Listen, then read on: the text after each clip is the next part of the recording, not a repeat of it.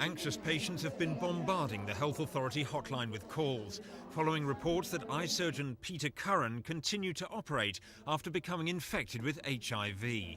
By lunchtime, 630 people had rung to speak to specially trained AIDS counsellors. The Director of Public Health says most people have reacted calmly. There are, of course, a small proportion who feel very upset and distressed and very worried, particularly those people, parents, whose children have been operated on. And what advice can you offer them? Well, once again, the risk is zero, but of course that's sometimes not that easy to understand.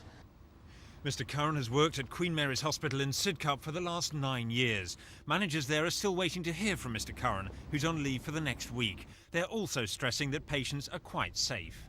This is not what is termed major invasive surgery, and in fact most ophthalmic surgery is conducted at length through instruments and lasers rather than in fact with any direct contact. But nevertheless, this obviously is a subject of concern for you. Oh yes. Well, the major concern to us is of course that we have to learn of this through the media rather than through one of our own consultants. One eye patient called at the hospital following the publicity. I'm not worried.